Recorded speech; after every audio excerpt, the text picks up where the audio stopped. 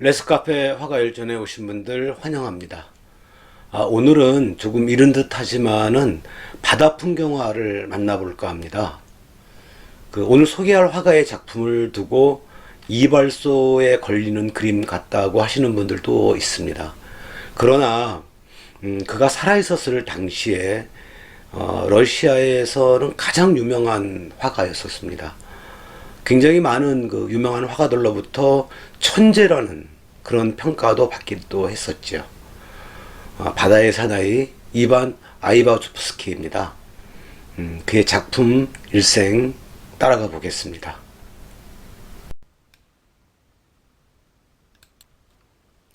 지금부터 170년 전쯤 이야기입니다.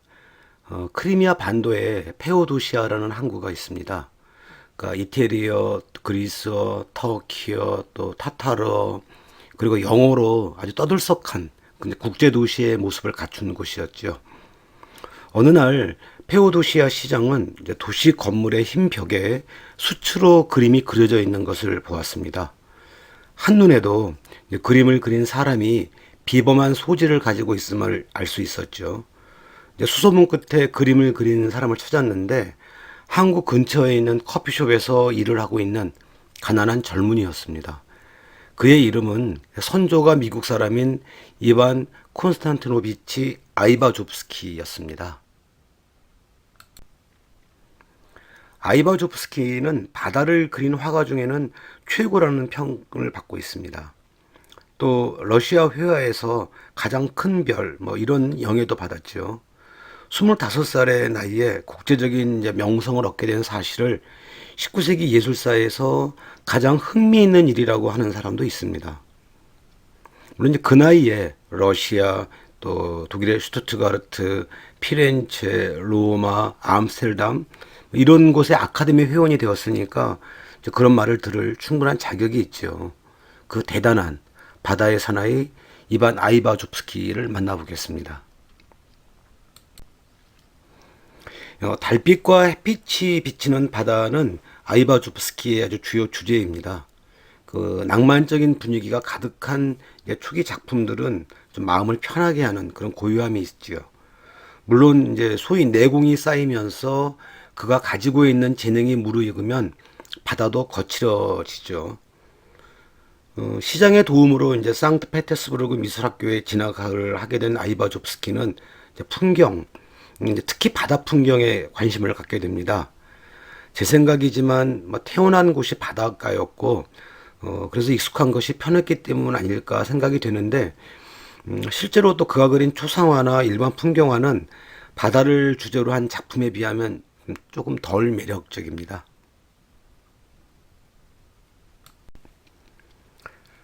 봄바다일까요? 물가에서 노는 아이, 또 바닷가에 자리를 펴고 아이를 바라보는 여인, 또 바다 가운데 떠 있는 배, 그리고 잔잔한 물결, 이 모든 것들이 경계가 모호한 그 배경과 잘 어울려서 또 다른 고요의 세계를 좀 만들고 있습니다. 한나절 정도 이렇게 물결이 밀려오는 것만 바라보고 있어도 좋을 것 같습니다. 학교를 우수한 성적으로 졸업한 아이바조프스키에게 외국 유학의 혜택이 주어집니다. 그러나 그는 바로 유학을 가지 않고 크리미아 반도를 돌면서 자신의 풍경화 세계를 더욱 단련시키기로 결심을 합니다. 자, 실력도 좋은데다가 목표와 방법도 아주 명쾌했죠. 아마 이런 그의 태도 때문에 운명을 주관하는 여신은 이제 훗날까지도 그에게 친절했던 것 같습니다. 크리미아 반도에서 이제 소위 내공 쌓기를 끝내고 유학을 간 이태리에서 머무는 동안 아이바조프스키는 이제 엄청난 양의 그림을 그리기 시작합니다. 또한 이제 독일과 프랑스, 스페인, 또 홀란드를 여행하면서 전시회와 모임에 참석하게 되는데 가는 곳마다 성공을 거둡니다. 당시 그에 관한 신문 기사가 있습니다. 이런 대목이 나옵니다. 교황 그레고리 16세가 아이바조프스키의 카오스를 구입해서 세계에서 가장 유명한 화가들의 가치가 있는 작품만 전시하는 바티칸에 걸었다. 그의 카오스는 일찍이 본 적이 없는 것으로 예술 기교의 기적이라고 할 수 있는 작품이다. 뭐 이제 그림에 대한 그 신문의 평이 되게 이제 호의적이다 뭐 이런 것을 감안한다고 하더라도 거의 극찬에 가까운 기사였지요. 이 작품은 그 칼 브릴로프의 폼페이 최후의 날이라는 작품입니다. 이 작품은 러시아 회화에서 이제 낭만주의의 승리라고 일컬어지고 있죠. 또한 이제 이 작품은 그 아이바조프스키의 몸속에 이제 그 숨어 있었던 내재되어 있었던 그 창조적인 에너지에 불을 붙인 작품이기도 합니다. 당시 러시아는 이제 서로 다른 그 두 개의 흐름으로 굉장히 혼란스러웠어요. 나폴레옹과의 전쟁이 끝나고 시작된 그 러시아의 문화가 거대한 이제 꽃을 피우는 시기이기도 했지만은 또 한편으로는 그 니콜라스 1세의 아주 가혹한 전제 정치 또 불경기가 러시아를 또 휩쓸던 때였지요. 뭐 이런 시대를 목격한 아이바조프스키는 그의 작품에 이제 자유에 대한 사랑, 휴머니즘에 대한 그의 생각, 그리고 시대 정신 이런 것들을 작품에다가 쏟아붓기 시작을 합니다. 이 그림을 볼 때마다 저는 좀 이제 공포를 느낍니다. 이제 거대한 파도 앞에 그 난파를 당한 사람들의 모습은 아주 작고 보잘것이 없죠. 날이 밝아서 이제 파도는 모양이 더욱 생생합니다. 상황은 절망적이지요. 그러나 그래도 붉은 천을 손에 들고 구조를 기다리는 몸짓이 있습니다. 인간 의지의 표현이죠. 그러니까 파도의 몸부림을 생생하게 그려낸 그 아이바조프스키의 테크닉도 아주 좋지만은 손에 들린 그 붉은 천의 그 의미는 더욱 좋습니다. 뭐 저도 저런 붉은 천을 가지고 세상을 향해서 흔들어 본 적이 있었을까? 뭐 잘라내버리고 싶은 그 인생의 한 부분을 지나면서 저렇게 저도 흔들었던 기억이 있습니다. 물론 아무도 알아채지는 못했지만요. 이제 이탈리아에서 귀국한 그 아이바조프스키에게 러시아 해군은 그 일종의 종군 화가의 역할을 제안합니다. 지중해를 비롯해서 여러 나라를 방문하는 그 함대하고 함께 그 움직이는 이 자리를 뭐 아이바조프스키는 아주 기꺼이 수락을 하죠. 그러니까 이제 러시아 흑해함대 소속으로 이제 터키, 그리스 또 수에즈 운하 개통기점에 맞춰서 이집트 그리고 미국까지 방문을 합니다. 미국에서는 그 워싱턴을 거쳐 나이아가라 폭포를 보았는데 뭐 당연히 나이아가라 폭포를 이제 그림으로 남겼죠. 터키에서는 또 술탄의 그 궁정화가로 임명이 되면서 아주 많은 작품을 남겼죠. 뭐그 덕분에 오늘날 그 터키의 여러 박물관은 이제 그의 작품들을 이제 소장하고 있습니다. 그러니까 이게 똑똑한 조상 때문에 지금 목에 힘주는 나라들이 좀 몇 나라 있죠.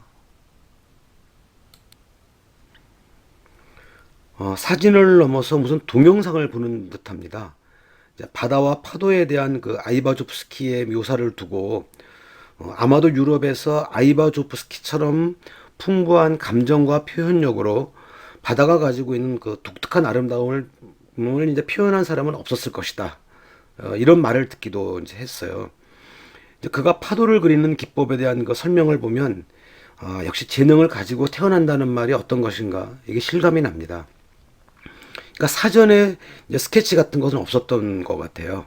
이제 기억 속에 있는 그 바다와 파도를 대강 연필로 그리고 난 다음 이제 바로 채색 작업을 했다고 하니까 그의 놀라운 기억력과 그 상상력에 박수를 보내지 않을 수가 없습니다.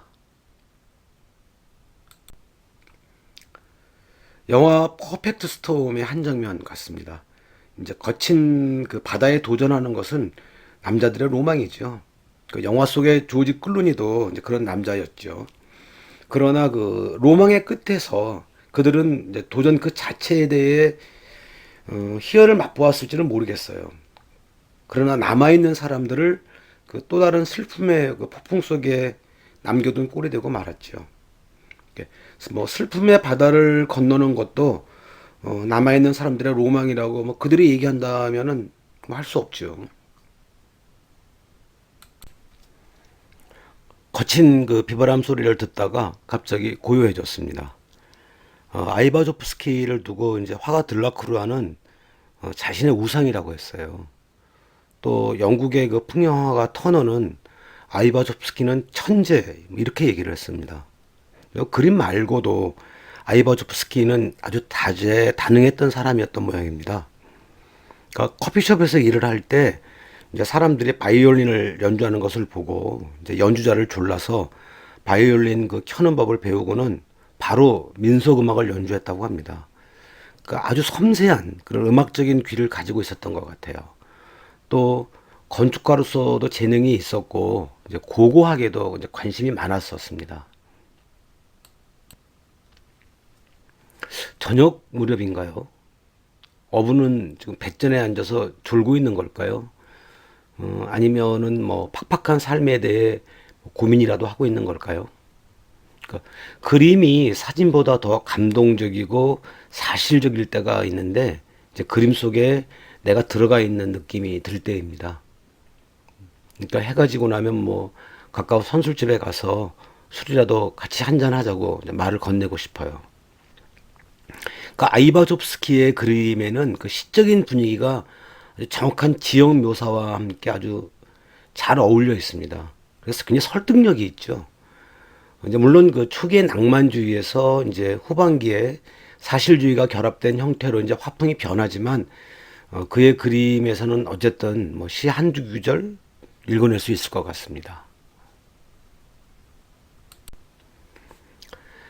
많은 성공으로 돈을 번 그 아이바조프스키는 이제 고향 바닷가 근처에 집을 짓고 이제 죽는 날까지 그림을 그립니다. 그 아이바조프스키가 더욱 빛난 것은 그 번 돈으로 학교와 갤러리를 짓고 이제 자선 사업에 아주 적극적이었던 뭐 그런 점이죠. 훌륭하죠. 그 아이바조프스키가 남긴 작품은 대략 한 6천 점 정도 된다고 합니다. 그러니까 덕분에 러시아 화가들 작품 중에서 가장 미조품이 많은 화가가 바로 아이바조프스키입니다. 근데 워낙 많으니까 잘 알려지지 않은 작품을 이제 모사해서 이거 아이바조프스키의 그 진품이라고 하기가 쉽죠. 뭐 따져보면 그것도 아이바조프스키의 복입니다. 네, 아이바조프스키의 삶과 작품에 대한 이야기가 끝이 났습니다. 어떻게 보셨는지 궁금합니다. 저는 그 아이바조프스키 작품을 볼 때마다 이런 생각이 듭니다. 그의 머릿속에는 혹시 아주 고성능의 천연색 카메라가 들어있었던 것은 아니었을까? 왜냐하면은 그 앞서도 말씀을 드렸지만은 아이바조프스키는 작품을 현장에서 그린 것이 아니라 기억에 담아두었다가 화실에서 그렸거든요.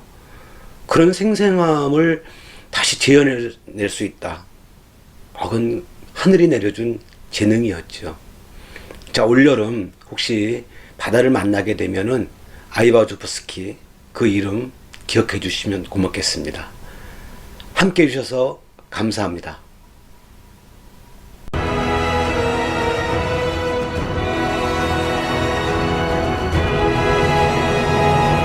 내용이 마음에 드셨다면 구독, 좋아요 눌러주세요.